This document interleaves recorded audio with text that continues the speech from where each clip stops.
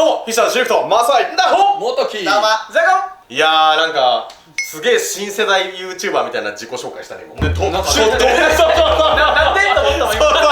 なんか珍しいと思った。そう、なんかフレッシュすぎて、気持ちが終わったっていう。やつらももう新世代って言わなくなったもん。もうその長いでしょ。そう新世代もそうだね。新世代もだって YouTube やって6、7年経ってんじゃん。そう新世代過去ベテランだよね。6年って結構長いからね。長いよね。さあ、本日なんですけど、この動画はまあみんなには話していなかった夏休み期間、まあ8月がね、フィッシャーズめちゃくちゃ力入れてたわけなんですけど、毎年入れてますよ。そう、すごい力入れてるんだけど、そこでの、まあ、リアルな、結果の話をさせていただくっていうのがやるし出てくる。ちょっと仕切り直しましてはい。すごい多分急にコップ出てきたね。そうウーバーの方が来てっていううんなんかですね、普通に話してもいいんだけど、うんさすがに頑張ったじゃない、夏の話ね。そうだね。年が一番頑張ったから本当に。だってデスマーチの時にさ、こう短くキュッと始めようと思ったらみんなもう喋るの止まんなかった止まんなかったね。止まんないよあれカットしてたけど、本当にカットせずにお送りするととんでもなくなった。いや本当にめちゃめちゃ長かった。いやでも本当すごい頑張ったんで、うん。スタッフとかも含めてなんかこう動画撮ろうかなと思ったんだけど、ちょっとこれからいろいろとセッティングする予定だったのよ、だからちょっとラグ起きそうじゃない、そうだ。はいはいはい。新鮮なうちに話しとこうっていうことでですね、一旦メンバーだけはいじゃん。はいやろうかなと思って、はまあ頑張った自分たちにお疲れ様ということで、ちょっと軽く飲み会をい。よいしょやりましょうよ。ー確かにこういうの大事ですよね。大事大事。なんか忘れちゃいけないやつです。ビール飲みたい人、じゃあはいじゃあい。でドライゼロとかもあるんですけど、お。いらねえわ。ビール渡す時に振るってやついるかも。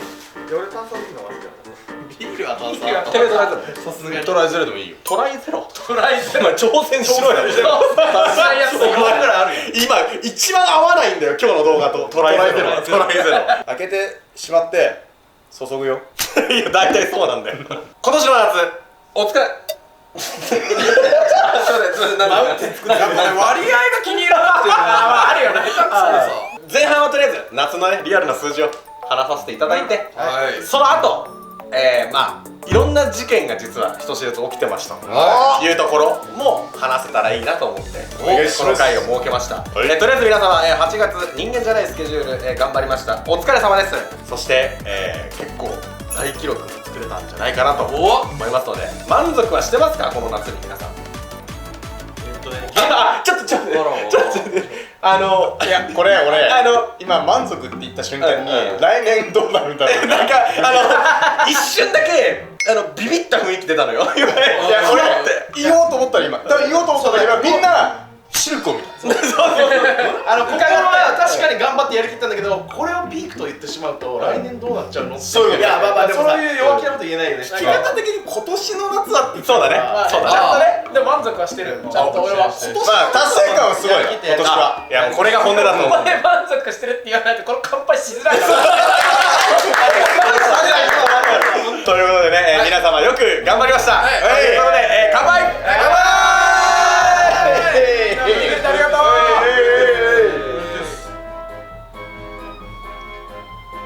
あ、うまっ。俺も久しぶり。久しぶり。さんがね、おやつ持ってきたよ俺。お、本当だ。チーズカマ。チーズカ今年の夏のさ、ナホの披露した時のあまりにも削られてる顔がおもろくて俺ずっとじわじわ来てんだよ、今年の夏。ちなみにまだ言えてます。いやだって今年のナホやばかったよ。そうやばいでしょ。チーカもチーズカマってそれもそうみんな食べるチーズカマ。いやなんかそういうさ編集の字幕変なになるのはさ、まさにザコだけでいいのよ。まあそうだね。あれまでなっちゃうと大変だから。いやもう担当直入にさ、今年のもう私チーズ苦手。今年の夏、まあ本当にどうだったのかっていうところを感想とかデスマーチに話したんで、もう結果のみをお知らせしたいんですけど、そうだね。常にうん、見てはいたからね。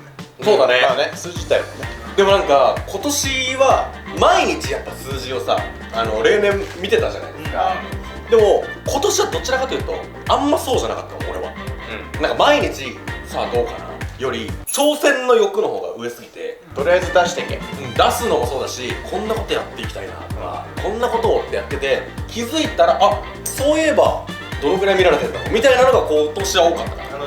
俺シンプ見ててアスリートが日本記録出す時の感じだった。なんか逆にないでるみたいな。そうそう、自分が今何キロ出してるかもう気にならない状態になっちゃってるから。確かに近いかもしれないね。そうそれは俺らちゃんと見てたんだけど、多分この人なんかもうある意味後考えてないなっていうか、そうだね、そういう感じはしたよね。それはその通りだ。だからね、俺たちみんなね、8月の6日ぐらいでもうビビってたよね、後半まで。そうだよね。なんかさ、俺のいないところでその話したの？した。そうなんだ。俺それ聞きたいわ。なんか多分他のメンバーも多分そうなんだけど、俺と馬穂が車で帰りとかでそうだよね、どうすんだろうみたいな話して、その話。お前親か。あいつどうすんだろうじゃねえよ。いや俺ら確かに夏のためいっぱい準備したんだけど、それを凌駕するスピードで動画が出てるから、あれこれ足りんくないみたいな。確かにね。ストックの不安がちょっとあったけど、工場が間違えたみたいなことで。そうけどなんかカレンダー埋めるわっつって LINE 来て、バッて見せられたホワイトボードすごい怖かったよね。ぎっしりだったもんね。全部待ってたね。めちゃくちゃ頑張った結果、まあとりあえずもう結果から言うとね、本当に自己最多記録です。イエーイ。持ってる。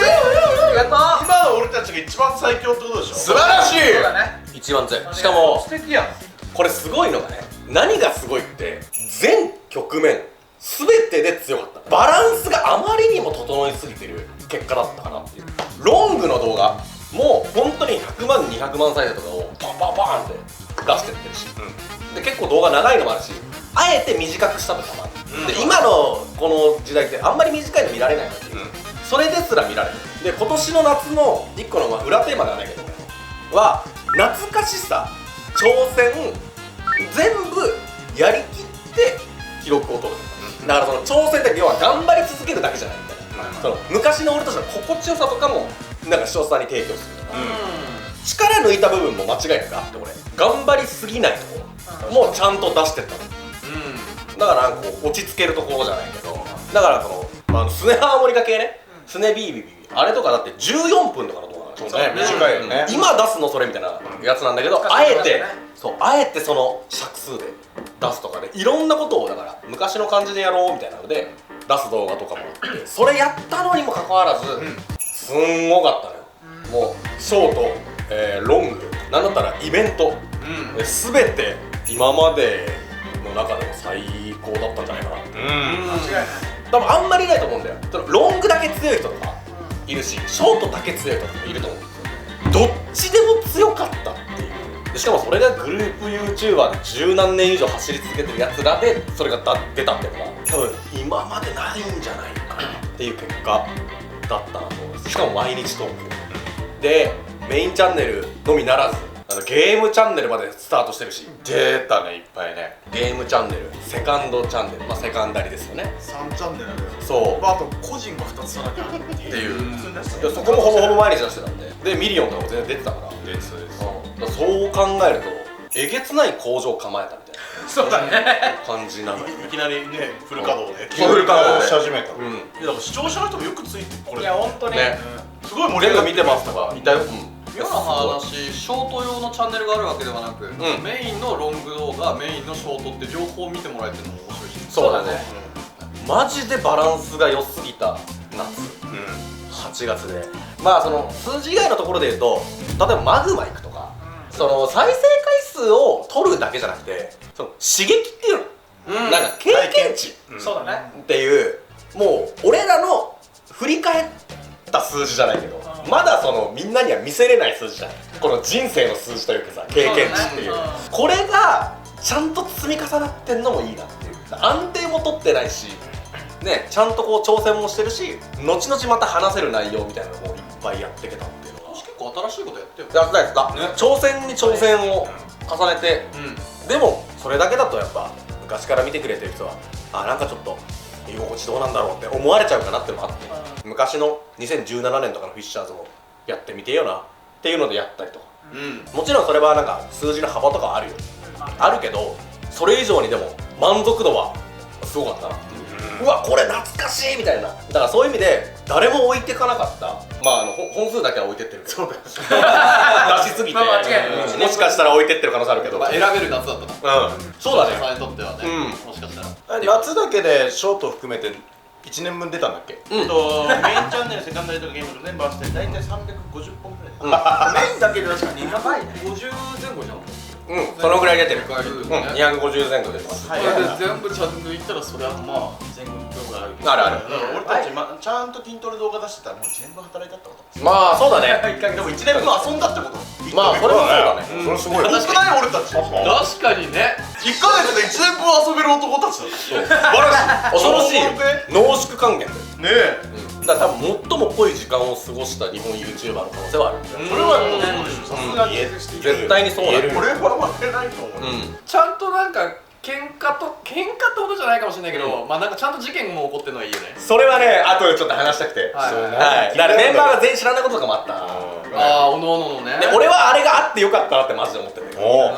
っていう話とかはまたちょっと後で話すんですけど、再生回数の話をしようかな。ああ、お願いし聞いてなかまったよ、そう。はい。ですね、本題ですよ。要は視聴回数なんですけど、まあね、そのショートがない時代とかは、うん月間3億再生を目指しましょうっていう月もあって、あそうそれが達成できたりとか、まあ、4億目指しましょうって年もあったりとかして、そうだね。 4億の時絶対に無理って言われたから。でそれで言うと2億から言われてた。まあ2億から言われてた。 2億なんか行くわけねえだろって言われた時に2億行って次3億行きますって、あもう土地狂ったなって言われて3億行ったの。そう本当にでその3億回再生が数年連続で続いて、あれちょっとおかしくなってきたなみたいな、そうなんかあれってなって、いやじゃあもう3億はいけるラインなのかって言われた時に4億いったのであれってなっておかしいぞってなった時に、まあ、ちょっと一旦そのなんか数字一回置いとこうよと、なんかやれることやってこうよっていう年が一回あっあったよね、メンバー全員成長しようよみたいな。た。そあったよね。うその時でさえ2億5千とかはあってんそうね。いやまあそう2億無理ってラインだからね。そうそもそもね。そうでその後になんか頑張ろうよって言ってなんかまた3億ぐらい出して、で今年どうなっちゃうんだろうねって話した今年の再生回数だけで言うとですね、おいあ結果発表視聴回数夏フィッシャーズ8月1ヶ月のみで、メインチャンネルだけでね。そうです、フィッシャーズのメインチャンネルのみです、6億772万3222回。もう無理やばいやばい。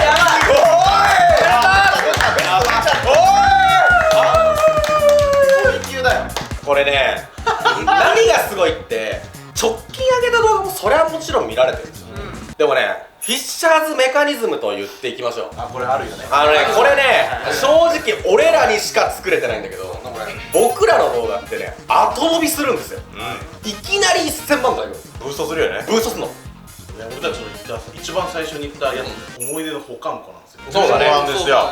そのロング動画だけでも1000万回再生されている動画を保有しているチャンネルは、一番保有してるのは俺らなの。絶対に俺らなんですよ。1000万再生のプレイリスト作ってる。てかね、それが作れなくなったよね。あぶれる多いもんね。数百本あるからで、そういうなんかメカニズムを、まあ、意図的に作ったんだけど、それが多分唯一成功してるチャンネルで、やっぱこの直近の動画とかを見る方って結構いるんだけど、そうでそこでさ、なんかパワーバランスがうんぬんとかやってるけど甘いっす。そこもちゃんともちろん取り行こう頑張ってるけど、そこプラスそのメカニズムがあるんで、まあじゃないとこの数字出せない。そうだね。たまにさ、そのショートやったからって言われるかもしれないけど、逆にねショートとロングをどっちも出してこの数字取るのむずいんですよ。ショートだけのチャンネルの方がよっぽど伸びるの。そうだね。そうでロングだけの動画を出してる人の方がよっぽど伸びるの。これロングとショートを両立して出してこれを叩き出すってクソ難しいんですよ。大谷さんしてんだ。いやマジで大谷さんしてる。いやマジでそう。年も同じだし、本当にそれをできた年なんですよ今年って。これね言ってわかるもんでもないんだよ、まあ正直そうだと思います。まあややこちら側の話だよ。だし伝わるとも思ってない、だってそれ経験したら多分俺らだけだから、伝わらないと思う。なんだけど本当に難しいです。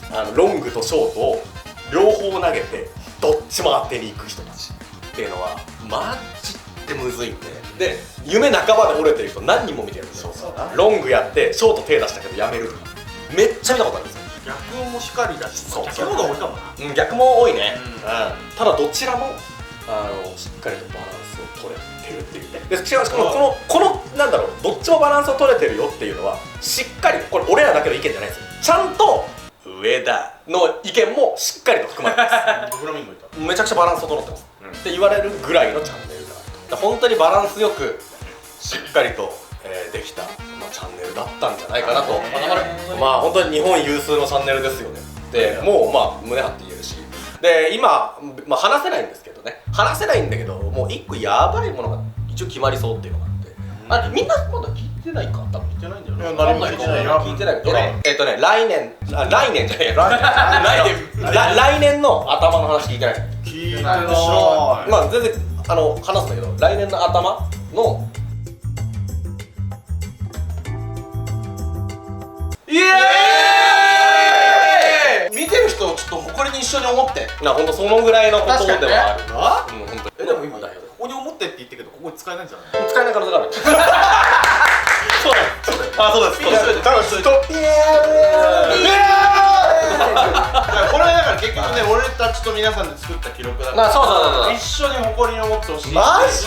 だからこの黄金比のバランスを保って6億再生いったっていう。あと何より何がすごいかって、やっぱそれを追ってくれた視聴者さんと、あともう一個、自画自賛していいと思う、体力がすごかった。イエーマジでこれもうここもね、また僕らとしての一個、これはちょっと良かったなっていうのは、しっかりとプライベートも過ごせたってこと、ただ単に仕事やって YouTube 全力だけじゃなかったんですけど、ちゃんとね家族の時間を作ったりとか、趣味で筋トレ行ったりとかね、そうやってました。普通に趣味やったりとかの時間もあったんですよ。俺減量してたから。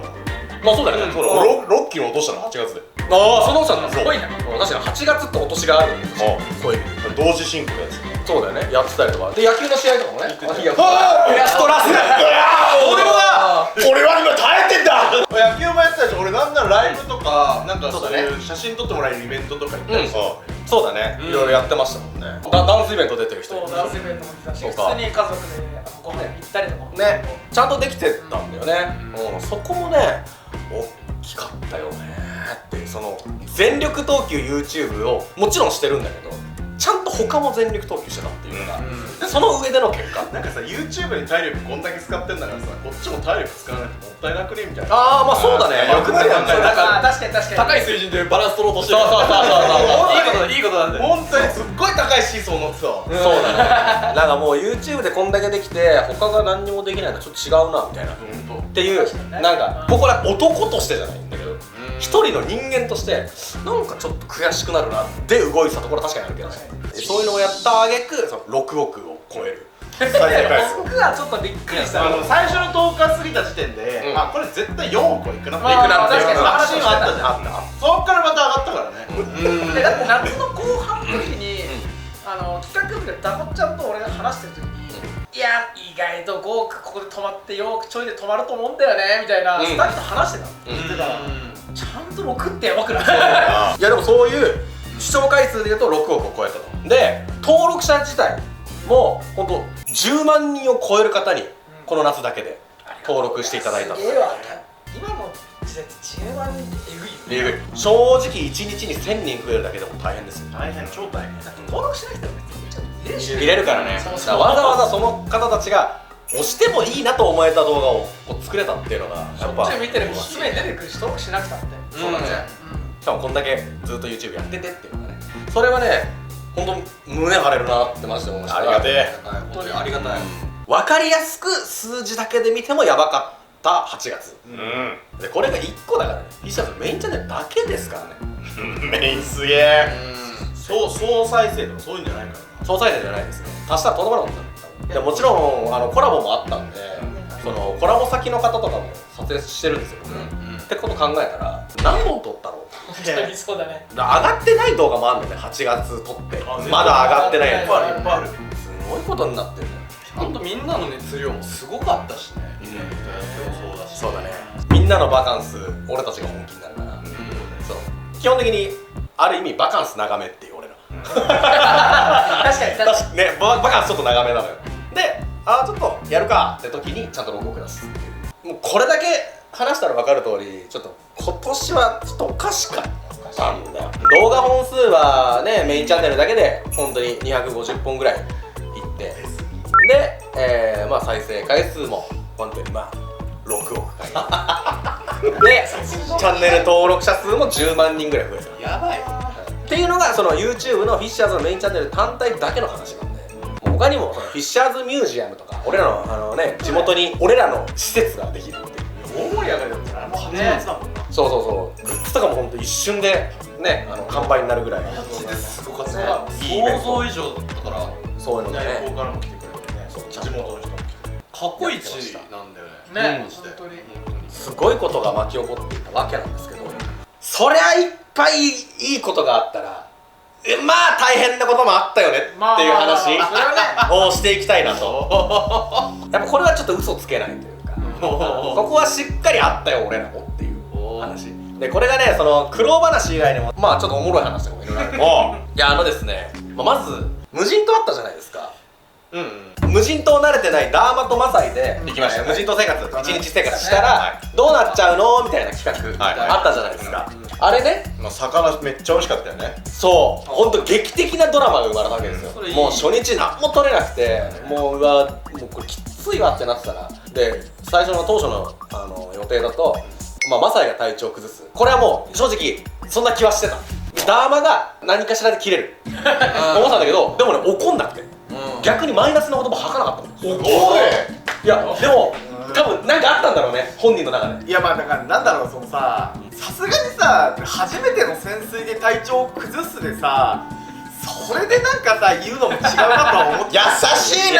心的にね。でもさ、やっぱ無人島ってなるとさ、このマサイの体調不良以外にもいろいろあったわけ。確かに自分のストレスがすごいからそれに関してもさ、あんま言わなかったんだよな。そうまあなんか心境はあったんだよ。立場的にとか一緒だったし、やっぱどっちか成果を出して初めてやっぱ怒れると思うから。いやそこでね2人のなんかこのバランスが取れてて、でまあ本当に最後の最後でバカでかい1.5 メーターぐらいある大変ぐらいできる。あの辺では見ないって言われるウツボを最後まあ僕が取ったんですけど、あいつ名前あって、正式名称あんだね。正式名称がありまして、あのウツボ毒ウツボって名前らしくていや名前やば名前でもうネタバレだけど。いや本当にそういう名前なの？毒ウツボって名前で、ドラクエのモンスターじゃない？本当になんて適当すぎない？毒ウツボって名前。そんなやついいんだ。なんかウツボってなんかある程度サイズが決まってんだよね、でめちゃくちゃでかくなる種類がいる。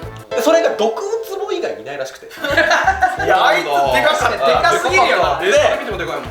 毒ウツボまあ分かりやすくなんだけど、まあ2個特徴がある。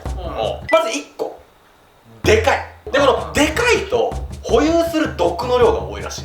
まあサイズに応じて。でもう1個特徴ね、口の延長線上のこの辺に黒い点がある。アロモみたいなね。あったんだ。あったんですよ。だからあれ毒ウツボなんですよ。めちゃくちゃ。おい待っておいすげえ。そう毒ウツボのちょっと面白いところがあって、必ず毒があるわけじゃない。ランダム。そうなんだ。ランダムです。毒あり毒なし。毒は全体。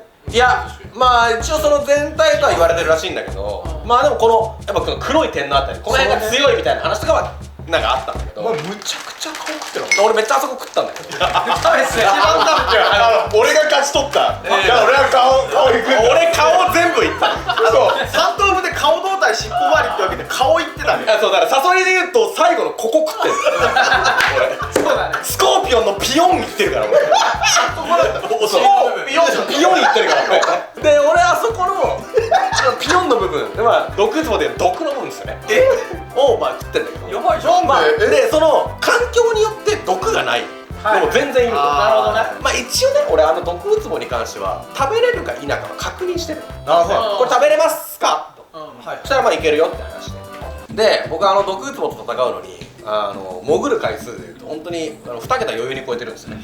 60回ぐらいはこうしたんだよね。多いけど多いよ。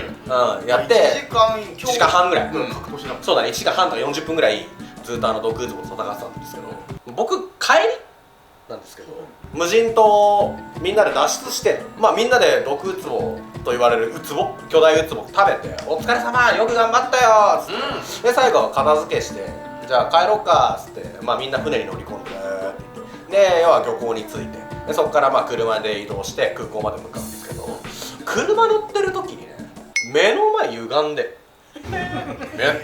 いやもうブーンってゲームみたいな、もちろんポケモンなくなったんだみたいな、なんかグニャグニャする。平行感覚がなんかおかしくなった。そうで、なんかお腹の中というかこの体内がなんかこう絞られるみたいな内臓がね気持ち悪いみたいな感じになって、でと思って、変な感じすんなと思って、まあいいやと思って、で空港に着いて、お疲れ様でしたっつっていろいろと関係してくれた方々に挨拶とかして、お疲れ様でーすって、その最中にやべえと思って足元が見えなくなった。でなんか登ってきたの、やばいと思って、俺初めてですよ、初めて関係者の方ね、無人島とかのロケに関してね、関係者の方に挨拶したの最後、お疲れ様でしたって言いながら、俺初めてゲロ吐いた。お疲れ様でしたってそうで、白いゲロ、真っ白いゲロがお疲れ様でしたって出て、音はちゃんと鳴ったよ、ピチャッでなって、やべ出た。で俺あの後速攻トイレ行ったじゃん。いた、俺だけはその白いけど見てたんだよ。そうなの、めっちゃ白かったよね。何これってぐらい白いよね。しかもなんか何も言わずに出してるから、これは何だろう。そうそうだよ、そりゃそうピャッて白の出て、うわっと思って、ちょっと挨拶も終わったし、お疲れ様でしたー、トイレ行ってくるわっつって、ブワッてトイレ行って、トイレ座ったので、普通に用を足してる最中に、これやばいかもしれない、これ出る、うわーって出したの、多分全部聞いてる。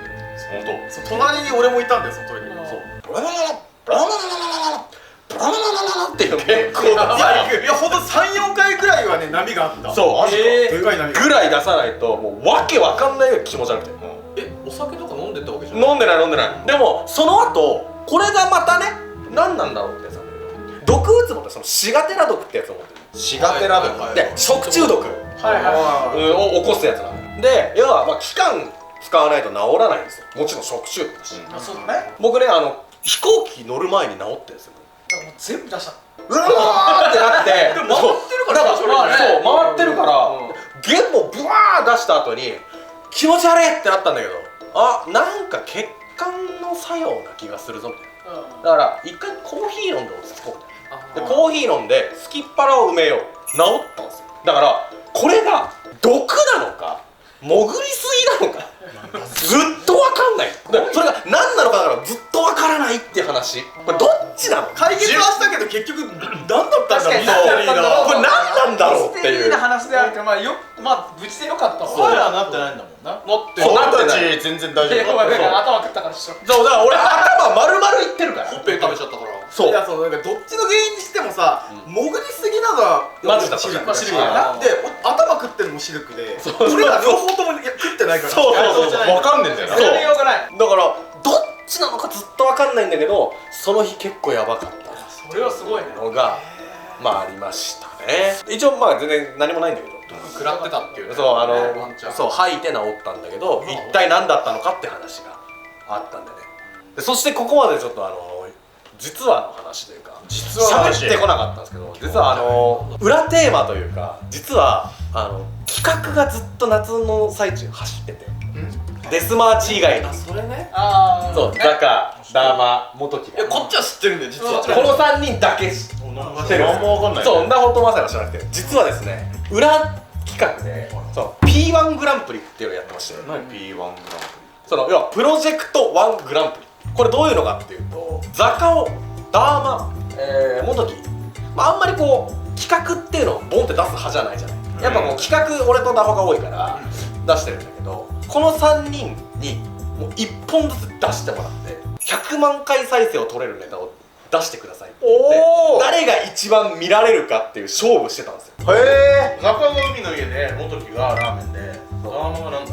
あんやです。でその3つがその3人の企画で、これ実はしっかりと揉んだんだよな俺らでな。あそうだねそうあったんだよね。ダーマの家行ってどんな企画にする、この企画いやそれだとこうあるから期間的に間に合わないからとか方々にいろんなその確認が必要だから、現実的じゃないよね、スケジュール的に今見てちょっと難しいよねとかっていうのを何度も会議を重ねて出したネタなんです。だから僕は別にちょい足ししたぐらいちょこっとサムネこうした方がいいんじゃないぐらい、あとはもう自分でやれるようにそういうことがあったんだ。そう3人で企画で勝負するみたいなことをやってたんですよ。へえ、それ自体は撮ってる。撮ってます。撮ってんだからダーマの家で会議したの。そうなんだ。この4人でデスマッチでさ、このそう4人でさ動画撮ってるさ日のデスマッチあったじゃん。あったのよ。そうそれはそうそれです。そういうことそうだ。この4人でこの企画どうかな、もう LINE とかでもしっかりと追っかけていろいろあったんですよ。でそれがそのデスマッチ中に言った俺とダーマでいろいろあったなって話したやつ特大イベントだな。でこれがね何が一番かっていうと、これをやったおかげでそいつの強みがしっかりと分かったっていうのが一番でかい、なるほどなるほど。一番でかい結果。ただそこにはやっぱり衝突を避け続けるとグループってよくなんないから、しっかりと意見交換しようよというのでその企画をやったんだけど、でやっぱりそれこそ元木で言うと、どちらかというと、編集とかも結構個性あるんだけど、ショートとかのその立案系、だから実験とかそういう系だから、どっちかというと企画派。ザカさんは今セカンダルだけどメインの編集もだし、でいろいろと本人はこんな企画がいいとかアパレルの企画やりたいとかあったのよ実は。だけど確認でちょっとむずいよねみたいなのがあって、いやーそこだと着地むずいんじゃないっていう会議をしながら海の家が出てきてみたいな。なるほど。そうあれザカオなんだ。あれはもうだから丸々ザカオの企画ですよ。編集すっげえザカオ早かったんだよ。そう今日入ってんなと思ってたんだよ。そうあれはもう一からずっとザカオがそういうことか。考えて超出すんじゃしたかったやつ。そうでダーマがこれだからもうそのまま直接そのまま話すけど、企画するのがあんまり得意じゃないと、でダーマも本人からその話が来て、ただやっぱこの企画的にその P1 グランプリで走ってるから、最後まで一応考え抜こうよってなったんだけど、やっぱ夏の動画で100万再生取る、再生だけじゃないのよ、やっぱ満足度じゃない、全部含めた上でっていうのが、ハードルが高いじゃない。そりゃそうで一回そこで俺とダーマで話し合いで結構バチって、でそのまま言っても大丈夫だよね。そう脱退しようかって考えていや悪いけど、このままそのなんかその夏のしかも一番強い時期の動画を急に考えろって言われてもごめん無理だっていう話はめっちゃした。そうでそこでちょっとそこを考えて、だけどいややっぱじゃあ本人の一番強いとこ何なんだろうみたいな話になって、でもホラー体制強すぎるから、じゃあアイアどうかなっていうのを俺も投げて、でしたらそれ全然いけるよって、どうするみたいな話になって、そこから問題動画が生まれてくる。耐久アイアだから動画生まれるまでにだから全然アイアより怖い事件起きてるんだよ。次元としては全然的な方の全然怖い。怖いわ。多分一番怖かったのザコだと思うわ。そうさあ俺ダーマシルク俺の LINE でその事件が起きた。そう、あその時そうなんだはもう企画を出してて、それを詳細やって、で俺とザカオでどうなってるみたいなのを3人で LINE でその確認して、3人のグループ LINE がそう、俺とザカオとダーマでね。で俺がやっぱその期間もあるから逆に言うと元木がしっかりと出してくれたんだよ。だからそこで2人が今悩んでたのもあるから、その元木がちゃんとその納期を守ってたからそこは追う必要があるじゃん。でどうなの2人って言った時に、でザカオも結構いろいろ悩んでたんだけど出たの。でダーマだけ要はもう最後プレッシャーかかった状態で残っちゃって、さてどうするってなって、結局こうバチッというのが来なかったの。いやちょっとそれなかなか難しいよね夏だとっていう話になった時に、いやちょっともうきついわってなった。じゃあどうするって話になった時に、いやもう完全にそのダーマのキャラクター生かすしかねえよなっていうので、こんなのどうっていうアドバイスみたいなのして、そしたらじゃあそれやるわってなって、で結果そこで分かったのが、企画を考えるより編集のテロップとか打った方がやっぱ強い、本人のその武器が編集側だったんだよね、っていうのに気づいて、ダーマの事件がねそうであれがあったからこそ、実はねデスマーチの撮影終わった後に今後どうしていこうかって話を俺らしてしたね。そうみんなどういう立ち回りがいいっていう時に、あそこで俺指示を送ったんだけど、あの夏がないと指示送れてないな。そう確かに事件があったからこそできた。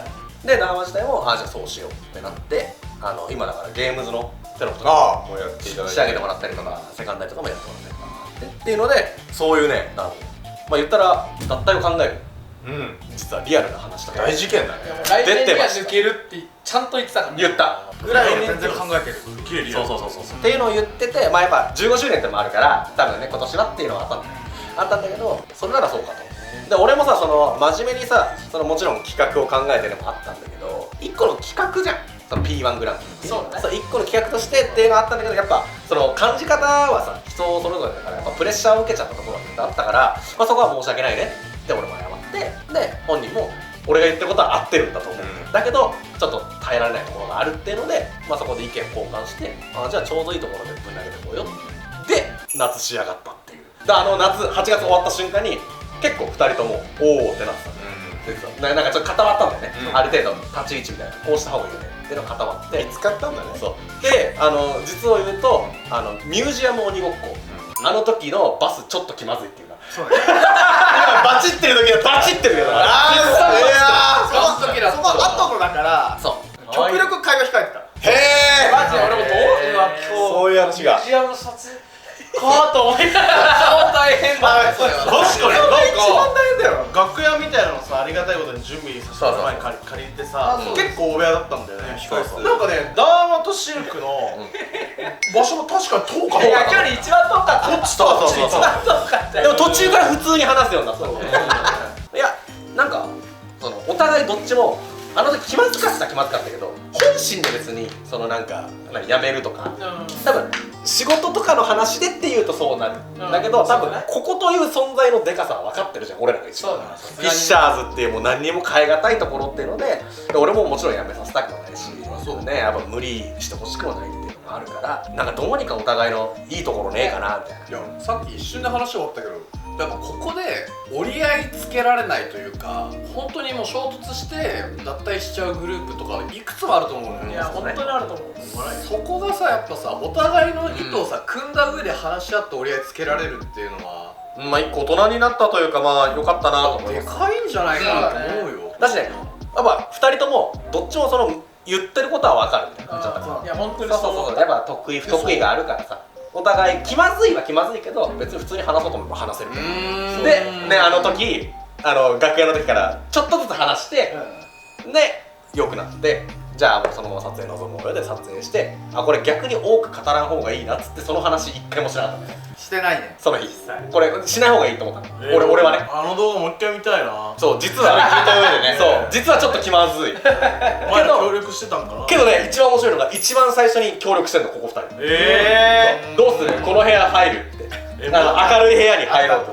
それができるのいいなマジで。確かにそこは強みだよね。スイッチが入るのね。そうだから15周年にしてなんか一番強いとこ見っけたみたいな感じかな。まあやっぱ企画考えるの得意なやつもいるから、まあそうだね。そうでトレーニングして得意になってる、まああんなこともそうだから、そうトレーニングしてちょっとね考えられるようになったとかさ、まああるから、まあやっぱ得意なやつがなんか溢れ出るものがあるんだよ、企画ってポンポンポンポン出ちゃう人もいるし、まあ俺もそのタイプだからさ、それでまあ得意なやつがそれをやりつつ、まあたまにこの低下してっていう時にちょっと軽く手貸してくれると嬉しいなっていうのがあるけどね、もちろんそういうのですごいなんかこの夏はねいろいろあったんですよ。でそこでしっかりと思いとどまってくれたというか、ゲームズの撮影とかもその後とかもずっと参加してくれてるしな、本当にありがたい。さあっていうのが実はありました結構裏でバチってたね。あったよね。そうだったんだ。脱退の話をさうんする前とか、俺とダマで飯行った時とかに、あの企画どうよっていう話もしたことある。そうあーそうなんだ。普通に数回ザコ実際企画の考えとか調子どううんみたいな2人で話したみたいな。 P1 グランプリのやつね。そうリアルだな。いやーでもマジ出てこないよねって。でもなんかそういう話をなんだろうプライベートそうでだね話すようになったのもなんか新しいよねっていう。そうなんかこのメンバーなんか俺とダーバがその話をしてるっていう。いやーだから別にその口とかじゃなくて、いやだから普通にすごいと思う。進捗どうっていう会話。まあぶっちゃけだから会社として考えるとめちゃくちゃすごいことだから。だってプライベートでも要は逆に言うと仕事の話と役割の話をしてるわけじゃん。大体それをしたくない人の方が多いわけだから。そうだって休みなんだから仕事の考えたくねえよっていう人の方が多いわけじゃない。けどプライベートでそうどうなのっていう話をここでできてるのはもう会社的にはすごいし、仲間として考えてもやっぱちゃんと夏っていうのを意識してるよね。マジで今までになんかこうなかった夏だったかなっていう。体力的にしんどいとかもちろん今まであったけどじゃなくていろいろとより良いフィッシャーズを突き詰めるためにいろんな衝突したの、それがね良かったなぁとは今年は、もちろんヒヤヒヤしましたけどねその時はしたけどなんかやっぱねあれあってよかったなとは思った。なんかね目の前が晴れたっていう感じかな俺は。いやでもあの時の LINE 見てるザカオのちょっと心情知りてえな。相当やばい。だって俺本当にシルクの言ってることラーバが言ってること本当に分かるから俺それに対してちゃんと見てるだけじゃなくて俺もちゃんと会話をしてたの。そうあれめっちゃ入れてちゃんとね眺めてきたんだよ。シルクのやつも分かるしラーバのやつも分かるし今一緒に頑張ろうやみたいな。そうザカオもそれで悩んだことがあって言ったらちょっとたったのことも考えたことあるそれもあるよみたいな。あるよってダーマの要はちゃんと肩をねしっかりと支えながらただやっぱ仕事だからシルクが言わなきゃいけないじゃないっていう両方ソフト角田信之みたいな角なし丸田信之が出てきて2人の肩をポンポンっていうね。そうずっとこのままやってくれて。でもシルクもめちゃくちゃなんかちょっと恥ずかしいかもしれないけどさっきはザカオありがとうって個人ラインも来てるね。そうしっかりしたいやでも本当にすごい。それはねそれはスクショして後で送っておら何いやマジみたいな。お前それどっかで使うだろ。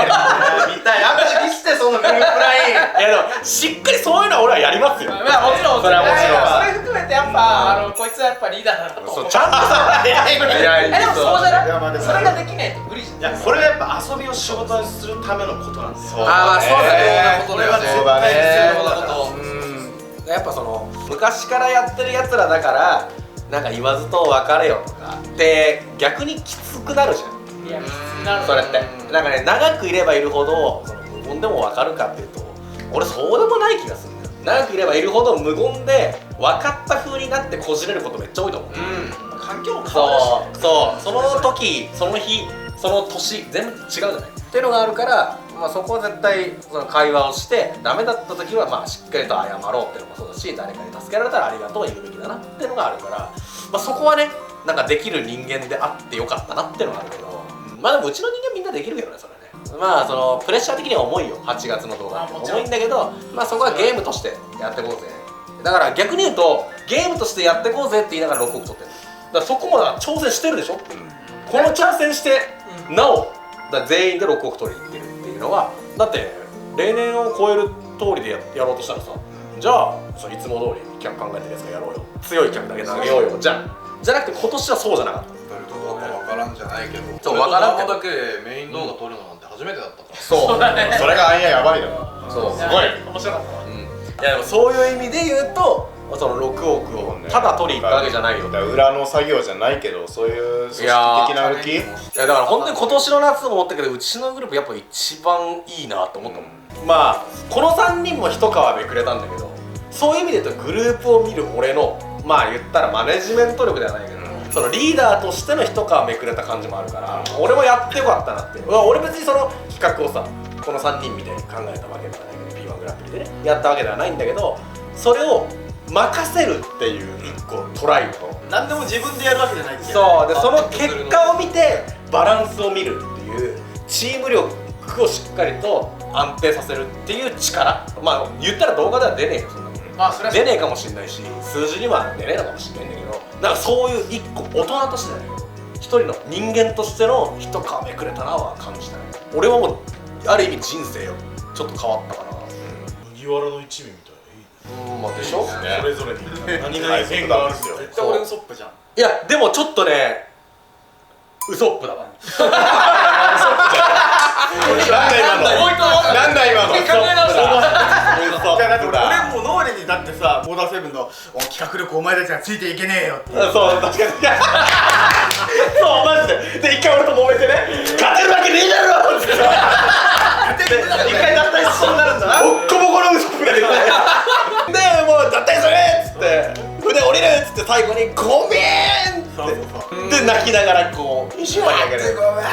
確かにあの感じかもマジで化け物じみたやつらとついていけねえんだって。ついていけねえよ企画力化け物みたいなついていけねえよウソップだ。パソコン持ってねパソコンこう構えるから開いてこう事件とは言ったんだけどなんかグループの成長には絶対必要なそういう期間だったかな。そんな伸びしろあるチームないでしょ、いい意味ない。いやマジでそうだと思うよ。だしこの挑戦俺もだから P1 グランプリってものをやりたいっていうのが立案でポンって頭に浮かんだ時にやっぱリスクあった、かなり負担かけちゃうのもあるし、っていうのもあるから、いやそこはちょっとなと思ったけど、一番俺そのグループとかこれはまあ友達でもそうだと思う、友達でもその会社でもそうだと思うんだけど、衝突を避ける人がいっぱい集まる場所ってマジで何も生まれないし、意味ないとこじゃなくて悪化する一方なのよ。問題を先送りにしてる。そうそうそう、ただ単にそいつが面倒くさがってるだけだから、それはちょっと良くねえだろうと思って、もう今回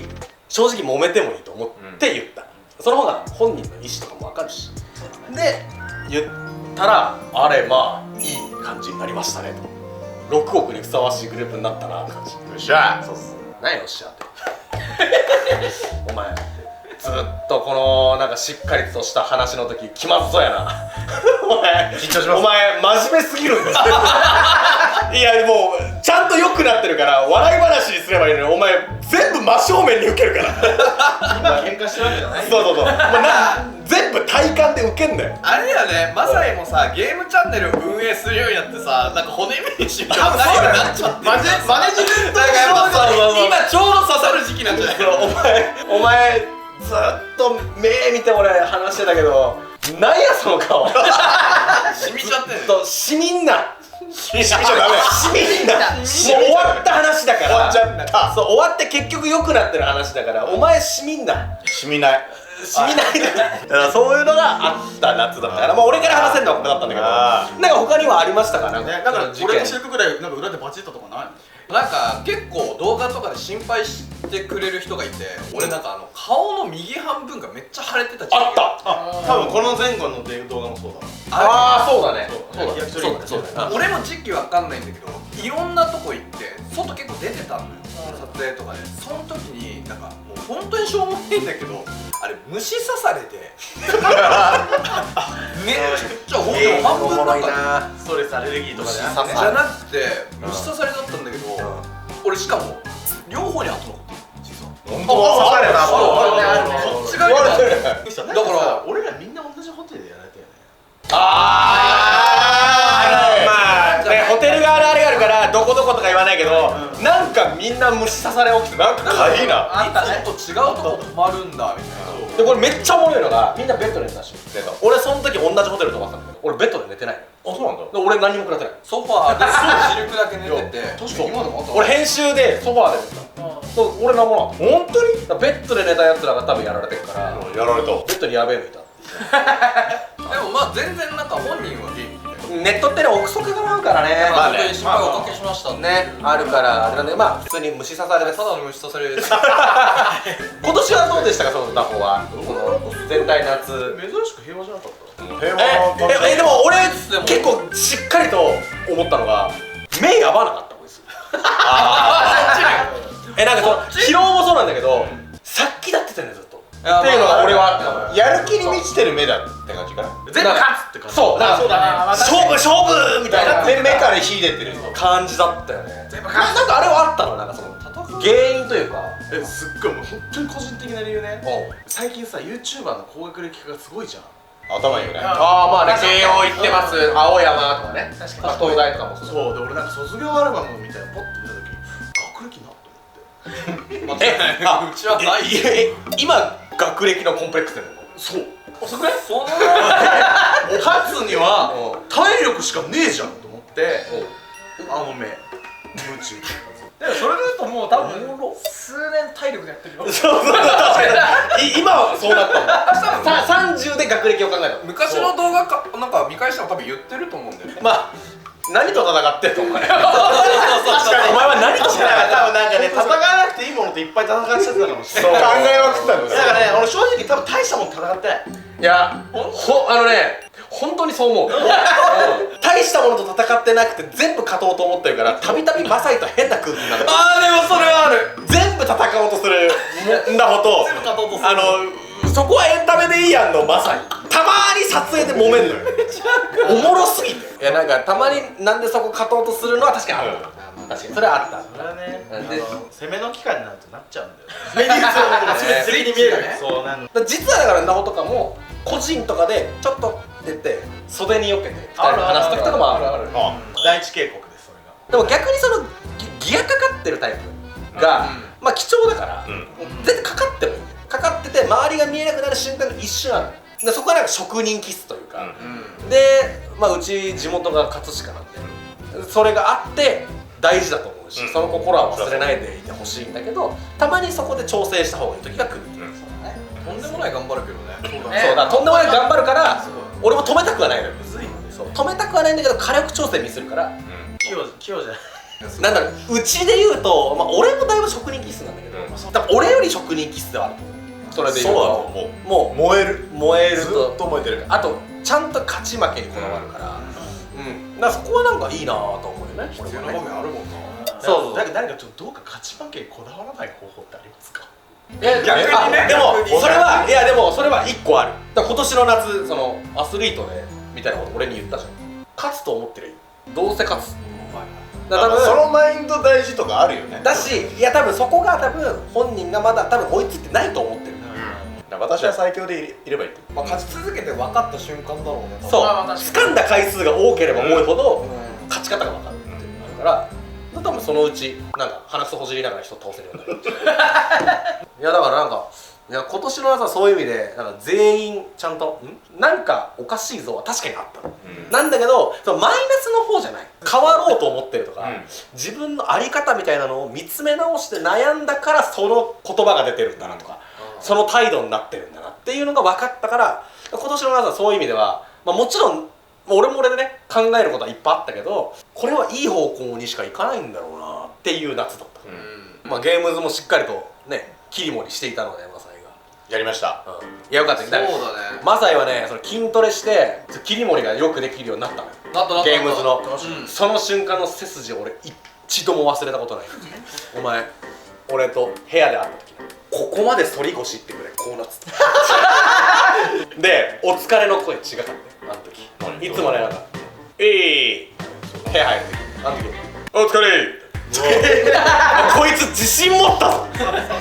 いや自信出てきた。これ自信持ったんだな。しかもいい方ね。そう、だからこれはもうじゃあ任せようと思って、だから俺もゲームズ基本的に関わってないから、そういう意味ではなんかみんながこう来やすいようなそう感じで組んでしっかりやったから、でも結果ちゃんと出し切ったし、そうだね。数字的にもねノルマクリアをしてるんですよ。そうだね。そう頑張ったぞそういう声だったよ。シャーそういう声。シャやっぱりなんか下手だよな。その辺急にパス来てビビらないでほしいんだよ。いやなんか頑張るっていう表現するの難しいね。いいのよ。頑張ってるから。頑張ってるって表現しなくても頑張れてるから大丈夫。そう俺今から頑張れって言ってない。身構えちゃうなんかしないけど。現場指揮官のポジションにちゃんと居続けるっていうか、そうだね。やっぱそのビビらないで頑張ってる時間は増えたから。そうだね。ゲームズになるとさ、シルク、ザコがいないことも結構そうだね。多くて、その時にやっぱちゃんとこうなんだろう、ちょっと恥ずかしいかもしれないけどちゃんと話題を提供しようとか、ここはこうしようみたいな方針を持ってやってるなっていうのが伝わってくるから、動画一本一本ちゃんとプランニングがあったよね。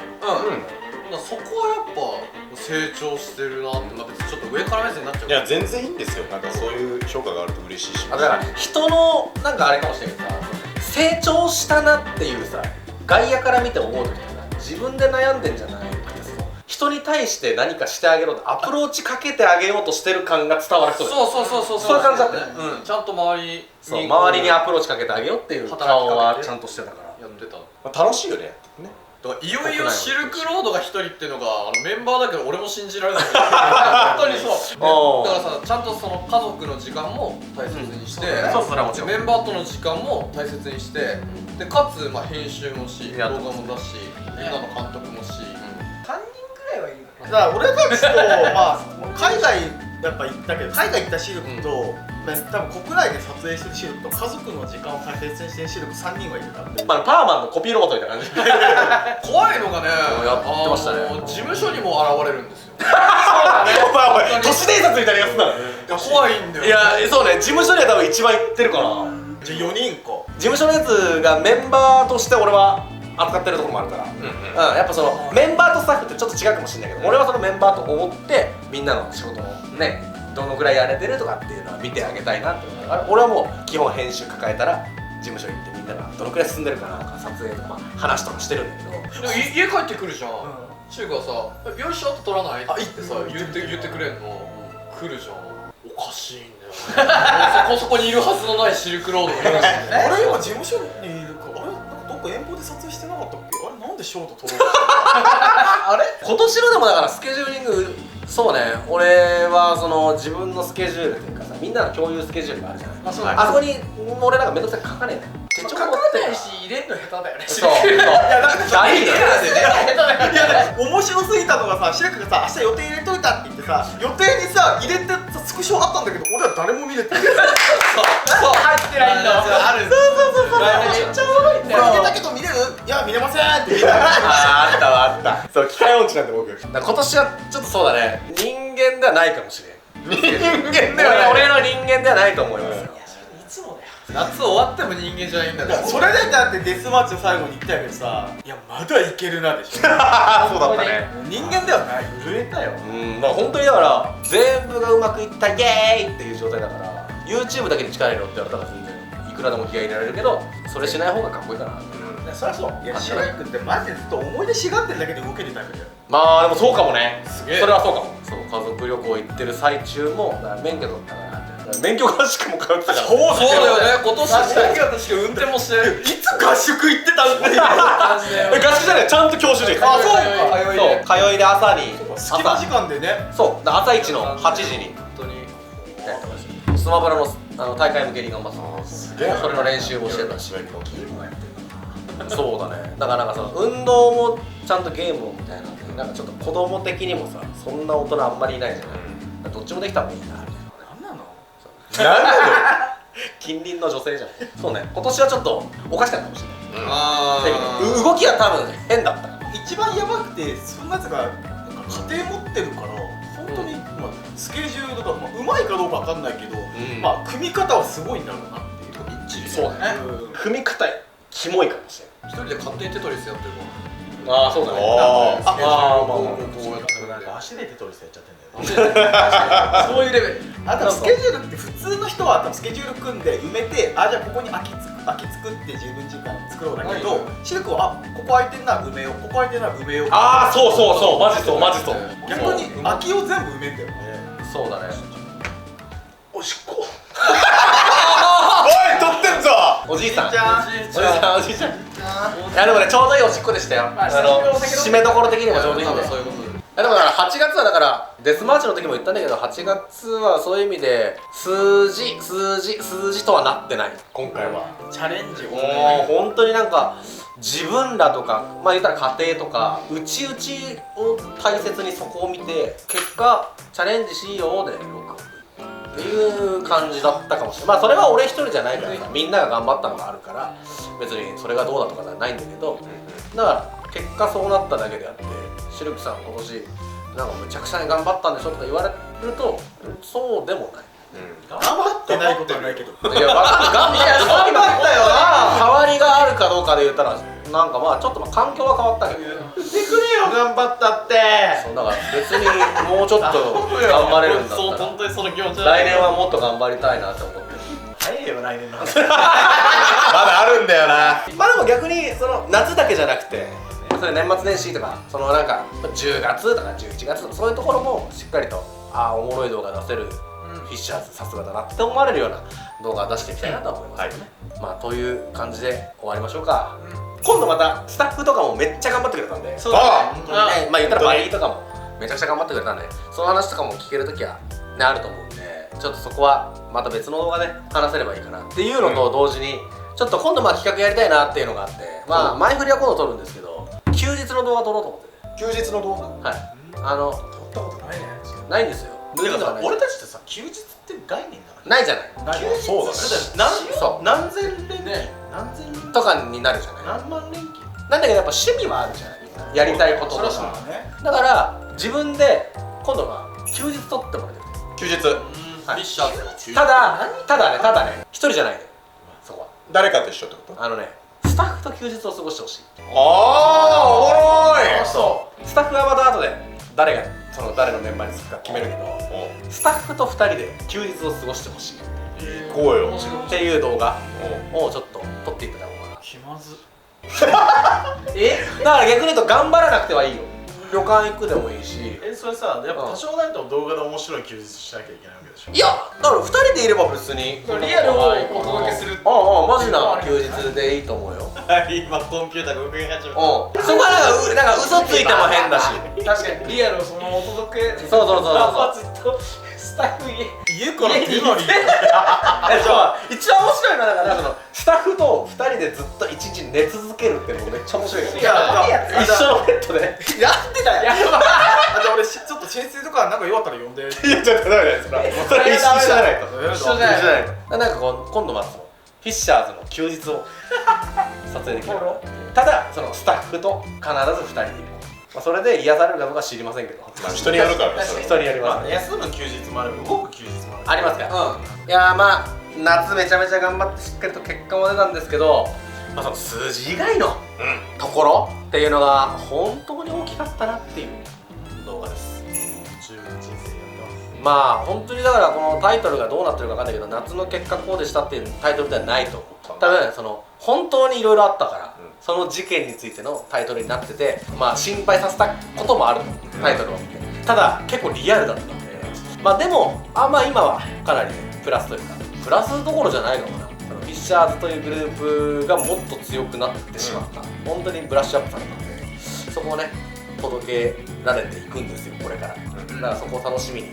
まあここまで来たら1000万でしょ。行こうよ。もう見えてきてます。グループ日本 YouTuber 初の1000万、そしてまだまだいろいろと記録とかあると思うんでね、そこを取りつつもちゃんとなんかまあプライベートとかいろんなね仕事以外の部分で楽しめていけたらなと思ってます。まあトークしますよってなった時に一番こいつら味濃いなって思われるグループにしていきたいなと僕は思ってる。よっしゃ。そこはねちょっと追求していきたいなと思ってます。はい。じゃあ、こんなもんで大丈夫ですかね。夏頑張りましたという動画でございました。はい。チャンネル登録のグッドボタンよろしくお願いします。お願いします。まあこの記録をまた抜くのは多分僕らだと思うんで、よっしゃ。またね、頑張りましょう。はい。せーの、アデュー。お疲れ様です。ありがとうございました。動画見てくれてありがとう。セカンダリーゲームチャンネル X インスタグラム他にもまだまだいろいろあります。チャンネル登録グッドボタンよろしくね。せーの、アデュー。ディアー。